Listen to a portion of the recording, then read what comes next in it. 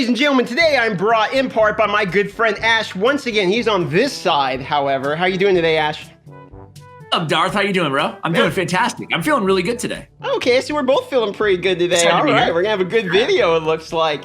And I hope so. Today we have, well, it's a little bit of a sad topic, but it's the 10 most needed buffs for character. The 10 characters that need the most buffs. Let's put it that way. Yeah, all legendaries included, man. I had no idea where to start on this one. Anywhere, right? I mean, we can go all the way to common, baby, if we need to, but I ain't got any comments on this list. It's a lot of epics. And I guess I'll start off the party this time, because if you look right under my head right here, we got Horden. It's going to be my first and foremost for the list. Because you know why? Ash, you remember when they sold this guy for $50?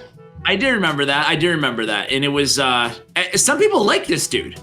Yeah, you know, I mean, he's like, meh, okay, but it's like, he was a $50 character, and all this guy really does is he hits somebody twice. If he kills him, he gets an extra turn, which is kind of whatever, right? You gotta kill somebody. His second move just has a chance, and it can't even go to 100% chance of decreasing attack, which again, kind of whatever, right? Heals him 10%, it's like, okay. Sure, why even bother? And then look at this, 50% increased attack, increased crit rate, increased speed. We don't even have the new increased damage or anything. So I'm thinking he needs a buff, man. He needs increased damage minimum on that A3 or something, because people spend $50 on this guy, and you're gonna fully ascend him up, and he's only got 16,845 base HP. The attack isn't amazing at 1,300, and he doesn't really have an aura either. So I kind of feel like he's a $50 scam. I kind of agree with you, and I didn't get it. I'm looking at his multipliers right now. So he has, I guess he hits pretty hard on the A2, but like whatever. That's all he's got. That's all he's got going for him, you know?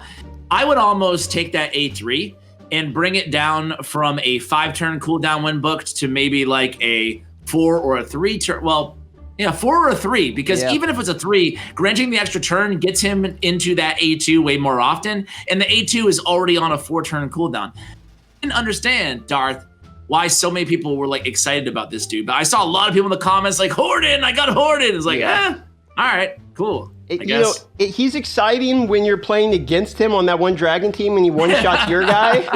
You're like, oh yeah, that Horden, all right, cool. And he's based upon attack, so it's like, I think they switch him to based upon defense, give him more defense, or based upon HP, so that way he can be a little bit tanky while doing damage instead of pure attack only. And then this doesn't, like you're saying on this needs to go down, because you give him 2 turns, and then it's an extra turn, so you have 1 turn. Yeah, you know, exactly. It doesn't really make sense. He has a 6.5 multiplier on the A2, so my idea is just get him doing that more often, right? And at least he's doing something for you. I don't know. All right, so that's my, let's shoot it over to you now. So what's next on the list here? Because that's my probably #1 most needed. Okay, I have, okay, forget it. I'm not going to try to rank them by how much I want to see, but I want to start with a rare. The only rare on my list is a Shadowkin, a new champion. Ooh. A lot of people probably haven't even seen this dude, but it's Fnatic, the Void rare. Oh, I have him. Okay, all right, let's hear about it. He looks really cool. So I was excited. I was like, okay, a new Void rare. Maybe like, you know, maybe he's as good as Reliquary Tender. Maybe he's as good as Cold Heart. No. He's awful. And he looks so cool. I want him to be good. Like he's got a little, I don't know, monkey thing going on, like twitchy. He's twitchy. You know? So anyway, he has like a decreased defense on his A1, the weak version, whatever. Yep. 30%. He has a bigger chance of, or a smaller chance of putting the big one if they're under a lot of debuffs, whatever. On the A2, 1 enemy, chance for transferring 2 random debuffs to the target. Okay. And then the A3, increase attack, and removes 1 random debuff on a 4-turn. So my thing is what are they trying to do with this guy? Like, what is he trying to be? You know? Yeah, he's based upon attack too. Yeah, like I don't get it. I want him to be good so bad, and I'm not even sure why. I guess because it's a new Void rare, right? He's the only Void rare too on this. This might be a little ridiculous. It's on a 4-turn. I want one of 2 things to happen to this guy. I want either this to be instead of remove 1 random debuff, a full cleanse. No reason why it can't be a full cleanse on a 4-turn cooldown, right? Or make it a 3-turn cooldown at least, or grant an extra turn on that or something like that, you know? Yeah. Because For me, we already have Reliquary Tender, who has a 3-turn full cleanse and continuous heal big version on a Void rare. So if that's the barometer of what we're expecting from Void rares, come on, man, you got to do a little bit better than that, And we need good rares for this faction too, especially since we have the faction wars coming up, which is going to gate people out of Lydia. It's a very good point. So he is bringing at least the increased attack to the table, so you have that going for you. But again, I want an extra turn or remove all debuffs. And I think that at least removing all debuffs, if you don't touch anything else on his kit, I think he's viable then, for faction wars. I'd agree. The thing I don't like is conditional stuff, where it's like he has to be debuffed in order to, or they have to be debuffed with 2 debuffs in order to even place a debuff, which would be the one you would want to be placed first because it's the decreased defense, so that you would do that. It doesn't really logically make sense the way his kit functions. So I kind of get that, and then you transfer debuffs from yourself, but then yet you're cleansing them, so it's a little bit counterintuitive there too. But he does have 2 cool skulls on. I mean, look, he's got like this little mini knee helmet. Aesthetically, he looks super cool, man. Like I think he's one of the cooler looking rares, All right. Anyway, so that's a pretty good one. I'm gonna give you the seal of approval on that one. I didn't see that one coming, but and maybe now I'm looking at my list. I'm like, man, I really think the Bannerlord. I got 2 in the Bannerlords here. I got 2 Bannerlords too. Oh man, what's going on with the Bannerlords? All right, so check this out. Black Knight. Now I'm salty because I've owned a few of these guys. Okay, here's the deal. Black Knight, in and of himself, does have use. There is something you can do with him. He offers something that almost nobody else does. Nobody does. Which is 2-turn cooldown, continuous heal, increased defense, so it's effectively 100% uptime. That is not enough anymore to really matter, in my personal opinion. Yes, you can get increased defense. Yes, you can get the continuous heal. No, the rest of his kit doesn't make any sense. It's a 75% chance to just provoke one person, and you cannot get that to 100% chance. No matter how many books you throw at him, just increases the damage. I don't like that. I don't like a chance for something to happen as a legendary, personally. Then the A3, this one also is stupid, that which makes no sense. Yeah, damage increases according to the amount of HP this champion lost. I get it. They're trying to be like he can unkillable, into 1 HP, into doing tons of damage, but he doesn't actually do a ton of damage. So having 1 HP with the unkillable isn't really that great. And now we have 1 million people that can either remove these buffs, and it's only for 1 turn anyway. If it was like he places a 4-turn unkillable or something insane where it's like, oh, you don't want to target him, now he has this insane unkillable, or it couldn't be removed. Like it places it on him, then they can't remove it, make more sense, but it's not. Well, here's the thing, right? Like the most obvious thing is take the A3, take Last Breath, and change that to damage based on HP, man. Like why is that based on attack? And his attack is 914, man.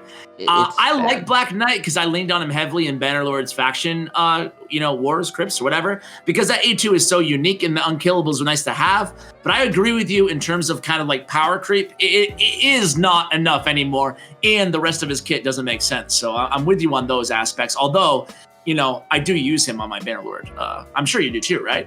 No, actually, no. You don't use him? No, I haven't used him in any content at all. I've tried him. I have multiple of him, but I pulled him early, way back in the day, And he's my only support on my Faction Wars team. He can support the whole team. Yeah. You must use him just for the heal and stuff, actually, I use him over Raglan because he puts out more damage.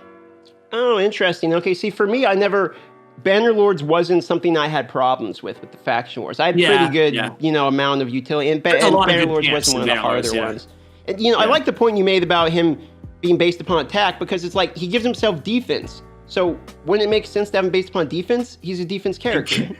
Yeah, well, he's an HP character on an A1. He has a lot of HP. He has no defense. He has you're right. Increased defense. He's such a mess, man. He doesn't make any.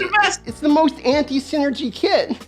I think someone at Plarium was token a little bit maybe the night that they made Black Knight. Something, man, because it's like you couldn't even put him in Frenzy or something to try to abuse the whole low HP, because then it's 1 turn cooldown and you kill yourself. Yeah, they were like, hey Igor, I dare you to make a champion that you need attack, HP, and defense for.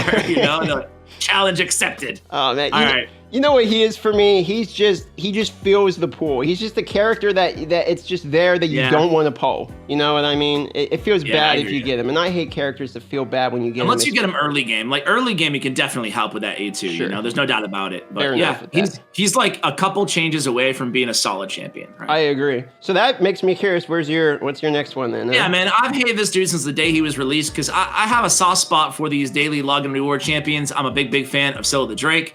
I'm a big fan of Vizix now. I think the Dark Elhane is amazing. Grush is amazing. But Lordly Legionary, dude. This guy. He's a Knight Revenant, right? I hate this champion. I hate him, man. Like, some people are like, oh, but he's good at Fire Knight, Ash. But no, he's not good at Fire Knight. Just because you have 2 hits on the A1. Oh, he's a Bannerlord epic. Oh my God, we got another Bannerlord in here. This is a Bannerlord video. Yeah. So, yeah, dude, I mean, he's got a cool sword. That's all he's got going for him, this guy, you know, because he's a daily login reward champion. It'd be awesome if he was viable. You have a chance at placing extra hits if the target's under 100% heal reduction or 50% on the A1. On the A2, it's just a 3-turn cooldown with decreased speed. With turn meter if it's placed, which isn't bad, you know. And on the A3, we got a 4-turn or 5-turn cooldown on reflect damage and a continuous heal. What is he trying to do, man? Is he trying to be a Fire Knight specialist with that reflect damage and the 2, you know, possibly 3 or 4 hitter on the A1? If so, then I really want that outflank ability to be brought down or to be increased to a 2-time hitter at least. Ideally, adding another buff to the A3 could be another, you know, viable way to buff him. So giving him reflect damage, continuous heal, and an increased speed, or, you know, increased defense or something, you know. But I feel like he's just so underwhelming, and I wouldn't build him out even on my free-to-play account. You know what I think? I think that if I like the base attack, I'm okay with him being based upon attack. I don't like his affinity because it's the wrong affinity if he is a Fire Knight specialist. 2, if his basic attack is gonna do more hits based upon heal reduction, just add he has a 50% chance before he hits to add heal reduction, and then a 50% chance to do the 100%. So it's just, you know, a little bit of RNG in there. We know Plarium likes that. One or the other, he gets a chance to get the hit. Then maybe he's okay for Fire Knight. I get the decreased speed. Yeah. I get the extra hit, but for how it is, I agree. But there is one cool thing I really like about him, though.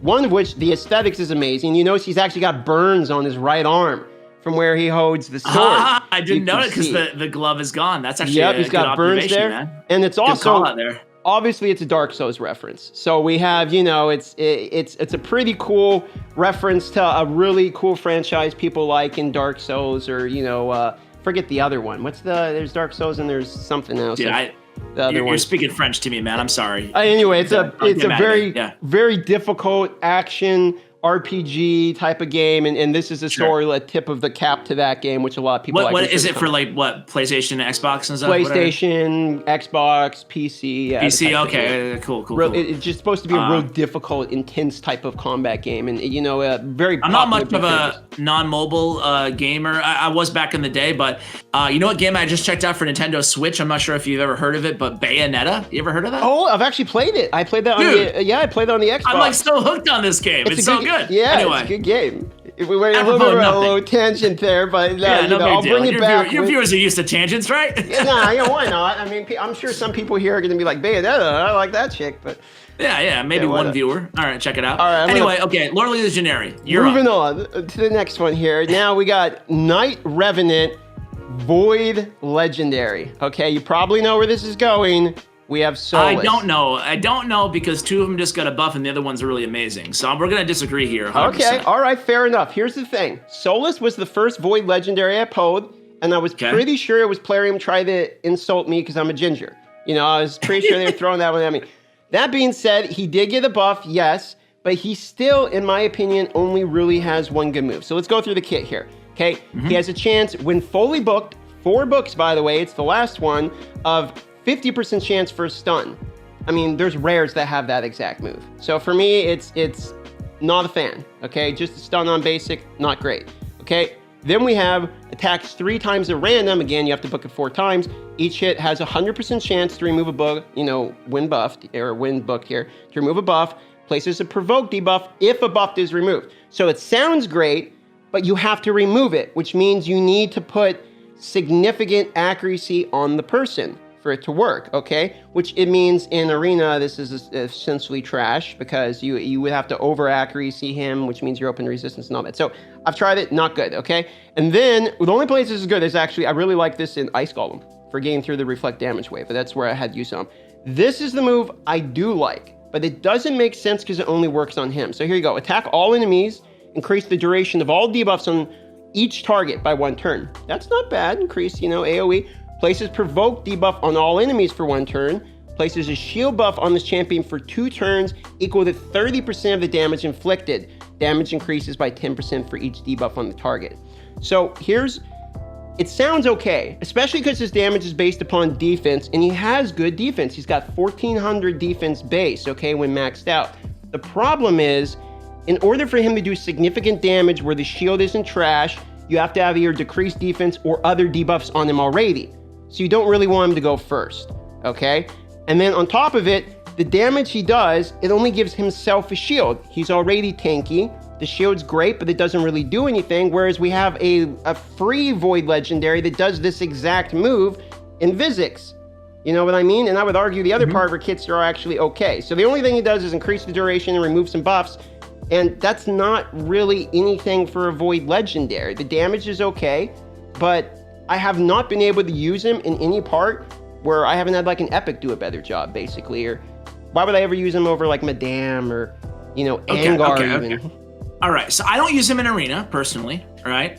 And I think I only use him in Faction Wars, but I'm a dirty pay-to-win player, and I have like all the legendaries, right? But if I didn't have so here's the thing. You hit the nail on the head. Vizix is the only reason he's not amazing, because I do agree that after her buff, and I can't believe I'm saying this, I want to make sure I'm pausing because it sounds crazy to say that Vizix is this good, but I do think she's better than Solas now. However, with that said, Solas hits a lot harder. True. He can deal a lot of damage. They give him plus 10 speed. I've never seen them buff a champion like that. He already hit hard. They gave him like plus whatever, 300 defense, adjusted his multipliers a little bit, gave him 10 more speed. His A2 is kind of a sucky ability on paper. I agree with you. However, it hits pretty hard. I mean, with increased defense, he can pop off for 30k a hit on this against bosses, not too bad. And then again on the A3, it's like a wave nuker, as if he's like an attack-based nuker. And you can't say that about many defense-based champions in the game.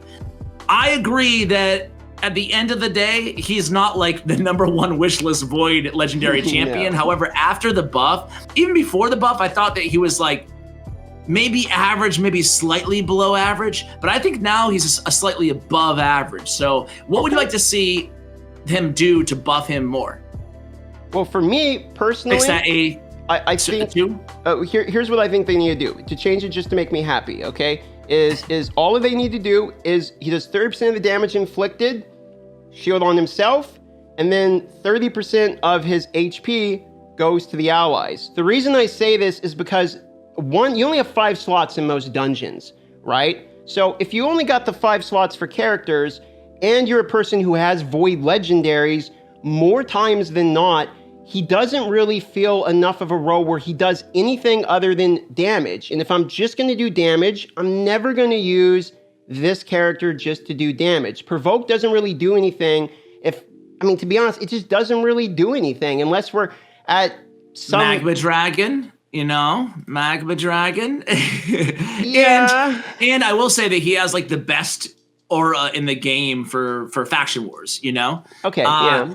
But that aura you could, if you want to make him more, versatile as a champion, you could just give him the Ignatius aura, 25% defense in all battles, and then he'd be like a defensive carry aura lead, I like that. Put an increased defense champion on him because he's right there in terms of overall damage output, probably right there with Ignatius in terms of how much, in Vizix, I guess now, in terms of defense-based champions, how much damage they can put out. Yep. But yeah, okay, so kind of agree, kind of disagree. Yeah, we're kind of, I get it. I think we're pretty much on the same page. He does tons of damage. I'm not going to argue with that. I just don't think that's enough for a Void Legendary, That's kind of where so you think I'm he's more deserving a buff than Whirlum? That's hard, man. I mean, that's hard. That you got me there. Okay, let's not go into that because I think you're gonna have me beat there. You know? I actually think they're both solid now, so I don't think that either of them need a buff personally. But okay, we'll digress. My next is gonna be. Okay. You know what? We'll stay right here. Okay. You probably haven't thought about this dude in a million years. He's the only guy who's bright yellow and black. It's Kitsus, Spirit Affinity. Oh my, that is a good pick. Thank you. Kitsus is actually a dude who can hit really hard on his A3. Attacks all enemies 2 times. Damage increases according to the amount of HP this champion has lost. This is a secret skill and only becomes available when this champion has 50% of their HP. His A2 is just kind of whatever, right? Attacks 4 times at random on a 4-turn cooldown. And his A1 has heal reduction. So he doesn't bring much to the table and not crazy multipliers on the A1 or the A2. But A3, all you need to do to make this champion viable is remove the secret skill, you know? Remove the secret skill. I don't know. The thing is like he's not a tank, so why does it always have to do with how much damage he lost, you know? He's not a provoker. It doesn't make a ton of sense that he would have this A3 ability, right? Feels like training wheels. It feels like to me they're trying to say, look, you use this move when it's low HP. It's like, why? You know, maybe I want to put him in a stun set. Maybe he would have been good then. Yeah. I agree. So there's something, this champion's like, he could be a cool champion. However, again, I don't get it. I don't get why it's tied to his damage lost, you know?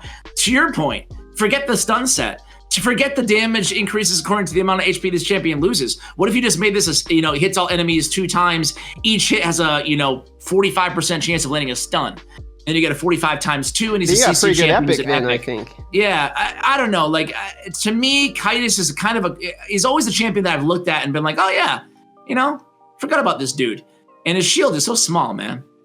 So yeah, I just think there's got to be a way to make this guy a little bit more viable. I want to see a buff to the A3. I hate secret skills. Mortu Macabre, Baron, get rid of them all, man. Secret skills are the worst. I don't want this one to be secret. And if it is secret, then he needs a whole rework. He needs to be a defense-based champion with a provoke or something in his kit. You make a good point make any sense about the secret skills. If secret skills like couldn't have block cooldown or something like that, where there's a point to have secret skill. I guess that's another topic. That we could do a whole video on. Yeah, you can hide the secret skill. Yeah, I like that. Yeah. So there we go, Kitsus.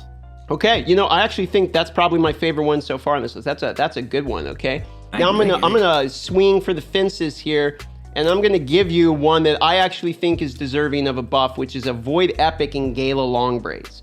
Now here's the thing. Whoa. Yeah, I know. Now here's the thing. Some people are gonna be like, "Damn, this character's already insane." She does do a lot of damage. I'm not gonna argue that. Okay. My issue with her is how conditional it is for this to. I pulled this character. Here's why I'm going on this list. I pulled this character She's a redhead too, bro. Huh? She's a redhead. She's I know. A redhead. I know. I mean, this is ridiculous. I know. I gotta leave, man. I know. You got a thing for the redheads. It's like watching here, a civil war going on right now. She's a little thicky, but here's the thing, though, right? Is that unfortunately, when I pulled him on my free to play, I was thinking this character is going to be game changing. Everyone talks about it's either you love or you hate this character. From what I've seen, people are really big fans of this character, but the problem I've had with her is it's really honestly this A3.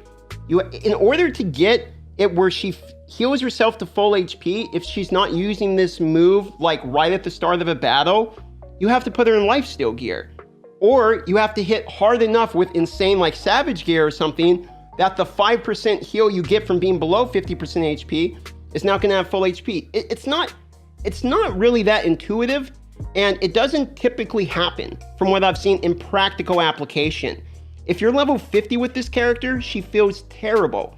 And I don't think that epics should feel borderline useless at level 50. You know what I mean? Maybe that's my own personal experience. I did try her on the free to play. I tried her on the Fire Knight. We ended up replacing her. Literally, Yeoman, a common, was more useful than her in the Fire Knight. Here's the deal, man. Like, she's an arena specialist, right? Like, if you're okay with champions being a specialist in one area, then I think that you're probably okay with her, right? And if you're not, if you want a little bit more utility out of your void, champions especially, which ought to be a little bit more versatile, I feel like then you're in your camp, right? I'll tell you a little story about Gala Long Braids. What happened to me is I got her kind of like you. I was kind of underwhelmed by her, right? And then one day, in like, I don't know, 6 months ago, I was in Platinum Arena on like the first day of the season. Don't get too excited. Yeah. And I ran into a team, and she was there. And I was like, oh God, Gala Long Braids, boom, easy victory, right? And she, like, I knew her a kid. I knew what she did.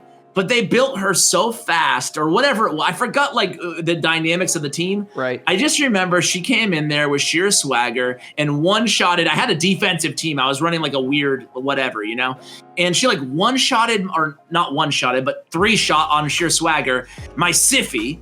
And then she comes in with the A2, boom, and North 50% of whoever my other like reviver or whatever it was on the team. And I was like, what? Gala Long Range just took out my defense with shields on, man. She can put out some serious damage, man. But again, I get you. Like, it's very conditional. She's very, very niche. And I can get the arena point wars, though. Because Kyra Mobile, who I talked to a good amount, he used Gala Long Braids back in the day, right when Platinum came out to try to get into Platinum, because she kind of countered Rodos, the multiple hit thing. But as Rodos got nerfed, we're now in order, for that to work, you have to have the full HP and all that for the extra, block. Kind of like a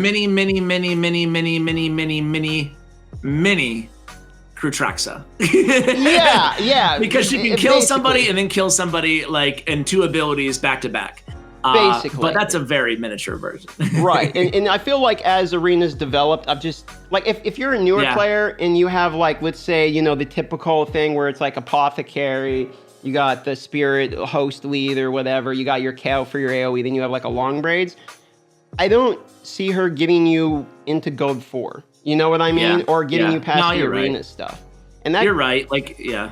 So I feel like you have to build a team around her. But, you're not wrong either. Like, she is an arena specialist character. You know what it is for me? I like PvE a lot. So when I pull a Void Epic, and then I'm like, wow, like a rare in what I thought she would be good at is significantly better. It just kind of feels bad for me. But, you make a good point. So maybe Gala Long Braids ain't necessarily the best one on this list, which brings me to your 4th one, I think? Yeah. I'm going to go with, maybe you'll disagree with this one. I'm going to way back to the Bannerlords. I said I had a couple of these guys, or gals. I'm going to go with one of the newer additions right in the middle, Epic Chancellor Yasmin. Oh, Yasmin. I just posted. Yeah. So, first of all, she's very speedy. I got excited when they released this champion, and I built her right away. I did a guide on her right away on the channel because I was like, wow, she's got some real potential here. She has a really solid heal on a 2-turn cooldown on the A2, and then she has this lulling chant where she has a 75% chance of removing all buffs from all enemies, then places sleep on them, whatever, who have buffs left. So it's not a 5-turn cooldown. It can be booked down to 4. It can be booked up to 75% chance. 2 big problems with her. Number 1 is that she'll always auto into the A3, into lulling chant. So, and she's a fast champion. So she's always going first, right? And you bring her in anywhere and she's doing nothing. She's doing nothing. No enemies have buffs. So she is literally wasting a turn. There's nothing else that happens on this. They're not attacked. You're right. Nothing's happening. They have no buffs. So that's a huge issue. She's unusable on auto right now. She's unusable. And I don't know why they haven't fixed it, honestly, because they've done patches to the game since then, and it's a very easy one, it seems, right? So that's a big issue. I don't know how you can use her unless you just go manual. Number 2 is I think that, having a buff stripper on a healer is great, but if it's going to be 75%, I would love to see this on a 4-turn cooldown instead of a 5. Maybe I'm being a little bit greedy there. The big thing I want is, again, just fixing the AI. And on top of that, I would love to see this, if it's 75, either 100% on a 4-turn or a 75 on a 3 or whatever when booked, What do you think?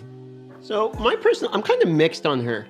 The reason I say this is because I think when you have characters that have ally speed in all battles, they tend to consider that a large amount of the power of the character. So the way I see her is she's trash in game, probably trash mid game, but early game, and again, I tend to focus on early game stuff these days. Again, that's probably still wrong, but the way I look at it is if I was a new person and this was my first epic, I wouldn't be too upset because she doesn't really need books. She's 50%, okay? I can use 4 books to try to get it to 75, but it's not to 100. So if it's not 100, I'm probably not going to use the epic books on her. This heal, I know for a fact, would get me through campaign just from the heal itself, because Apothecary's heal will get you through campaign, for instance. Oh yeah, I was gonna say, but that's my problem with her is that like I'd rather have Apothecary. Yeah, you're not wrong there. I mean, it's hard to, it's hard to argue that, but ally speed. To give you an idea, if you look at Macab, and Sandra and all that, it's ally speed in all battles is 24%, and that's as high as it gets in the game. So this is an epic with 20%. And that might be where I like her. But if we're really just looking at the aura, you're not wrong. I'm kind of nitpicking it a little bit just for the point of conversation. No, I get it. I mean, she's not a trash champion. She could be better, but I just want to, first of all, fix the AI. That's my biggest kind of complaint. All right, so you have what is your number 4? The last thing I'll say about her is that if they just change the then places the sleep buff for active buffs to just places the sleep buff, I like her a lot. Yeah, just remove a the little active bit better. buffs part. Yeah. But my number 5 here is... Oh, number 5. Okay. Number 5, okay, is... Now as I think about this, okay, is this a Dark Elf? I gotta try to remember. Where is he? It's Royal Huntsman, man. It's Roy. Is that another Bannerlord? Tell me it's not... Nope, that's Rick off the bull. We gotta go a little bit searching here. You think I would know this already? Wait, Sacred Order, right? No. Isn't he a high elf or something? You're right. No? You nailed it. It's a high elf. There he is, Royal Huntsman. Okay. So here's the thing. All right. Royal Huntsman is... his dead aim is the one shot of all one shots, right? You got it. He has one use. Yeah. Which is attacks one enemy and ignores defense by 100%. That's it. The rest of this, why even bother talking about? Okay, decreases debuff on the target for 2 turns for his crit, blah, blah, blah, blah. Everyone has decreased defense by now. Increase crit attack percentage on yourself. So you have to basic attack before you do this if you actually want to do more damage. But here's my major problem with it, okay? Is that this was great when he was a legacy character. When he came out, he was great, okay? You one-shot him, very specific use. Kind of like you're saying with Gala, Arena Specialist, he's a one-shot specialist for defense-based people that don't have much HP. We understand that. My problem is, now everyone and their mother has a revive. You even get Shaman in the first 7 days that has a revive. A one-shot who his whole point is to execute somebody, all you have to do on this character is attacks one enemy, ignores 100% of the defense, blocks Cannot be revived. Cannot be revived. Yeah. That's it. I agree with you there. He has great attack, 1500 base attack, highest we've talked about yet today. Okay, I'm cool with literally everything else. Even the aura here. Spirit ally attack in all battles, 38%, whatever. Okay, maybe not so great. But still, just that's all. That's all they have to do. Just make it can't block revive. I agree with you. I mean, but the thing is if I was going to play devil's advocate, I would love to see that block revive on the A3, right? But if I was going to play devil's advocate, I would say that, to your point earlier on Yasmin, if I pulled her in the early or mid, or I pulled Royal Huntsman in the early or the mid game, I'd be pretty happy, right? Because you get the 3-turn decreased defense and a really hard hitter on the A3. And he has an increased attack on himself on the A1, for 2 turns. I agree with you, like super underwhelming in the mid to late game unless you're one-shotting in Platinum Arena. But other than that, I'm not a fan of all these single target hitting champions that are all like been power crept, and he's one of them, right? Yep. Or give us a 3-hit on the basic so you can use him in Fire Knight because he's the correct affinity for that for people that want to farm 20. That's true. Something. He just needs a little bit more, man. Just a little bit more. He's almost there. But at the moment, for me, he's below average because, ignores 100% defense but only hits once. So, we could argue Gala's better. You know what I mean? If we really want to go down that route. So that's kind of how I feel about him. Yeah, you got the increased, or the decreased defense. That is good. And I didn't really consider that when thinking about him. I was more thinking of the A3 is the entire reason for this character. He's a good defense. He's a good decreased defense against force, which is kind of hard to come by, I guess, unless you have Stagnite, Yeah, fair enough. But it's like everyone. If you build him early, let's say we use the example we're talking about where you build him as a new character, okay? Your value only gets worse as the game comes along. It's not like he scales into the late game. I agree there. I agree 100% there. So what's your number 5? I haven't even built him. So what? Yeah, I have him. I don't use him. What's your number 5? My number 5 is another free champion that you get. I think he's the second you get in the game. It's Yaga the Insatiable. Okay, he's that's a skinwalker. And yeah, good old Yaga is, there you go. This guy sucks, man. And listen, I'm not asking for a free champion to be like OP or a game changer or anything like that. We already have enough solid free champions, except for Lordly Legionary. But Yaga, dude, he's really bad, man. Like, and I feel like so many people invest in him because he's free early game, right? And it's okay that Shaman at least she revives, at least she provides a very specific role, but he does everything that Kale does way worse, I guess, you know? Yeah. He places a poison on the A1, a poison on the A2, and a poison on the A3. Sounds great. Or actually, the poison on A3 just damage increases. So he's only placing poison on his A1 and his A2. It sounds great, but basically, you know, on a 4-turn cooldown, the A2. The big thing I want is the A2 should be a 3-turn cooldown. It has a decent multiplier on it. Either that or it should be a 3-hitter, and each hit has a 75% chance of placing that poison. That's what I was going to say. Yeah. Because he needs to place more poisons to be clan boss viable. This champion, to me, wants to be a clan boss champion, obviously. Yeah. That's all he's really good for. He's really awful anywhere else. He doesn't do anything. He doesn't hit hard. He just places poisons, you know? So if you're going to what's it going to take to be able to invest in this champion and actually use him against clan boss that, you know, that's beyond brutal or not even brutal, beyond whatever's before brutal, hard, right? So why would you use him over Frozen Banshee, who's a rare? Yeah, there's so many better champions now than him. I hate to see a bunch of new players always invest. He has 3,000 reviews, you know? I mean, like, I hate to see a bunch of new players investing in this guy. They're baits, you know. Some of the bad logging characters. He's a big bait, bro, because he has. Look at all the books, man. Look at his A2 and his A3. Not only are they investing in this guy, but he's costing them an arm and a leg just to get level up 50% on the bait. You know, you make a good point, man. This character is bait and trash at the same time. He's sneaky bait and trash, you know. So I'm really looking for a big buff to Yaga the Insatiable, or at least make him viable all the way up until like at least brutal clan boss.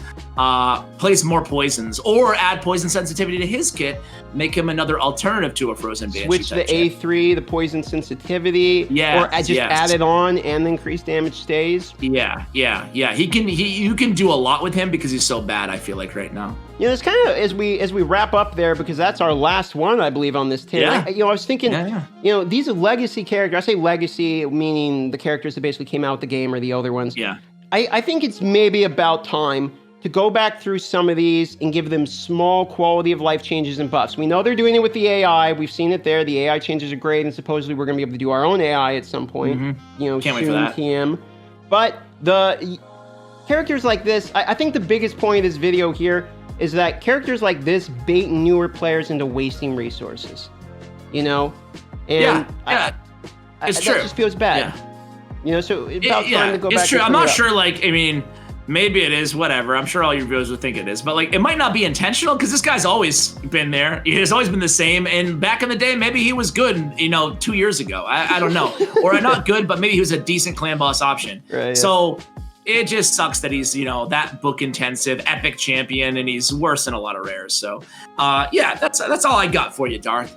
Well, you know, I think we had a pretty solid one. So now, viewers, you have to let us know who had the better list between me and Ash Raid Shadow Legends. Who had the better 5? I know I had Gala Long Braids. Don't boil me too hard for that one in there. But, ladies and gentlemen, leave a comment. You're going to get so many points against you because of the going against the redhead, man. I mean, it's going to be easy win. I went against my own race over here. My own, we're a dying breed according to National Geographic. Rattle off your 5 again so people are reminded.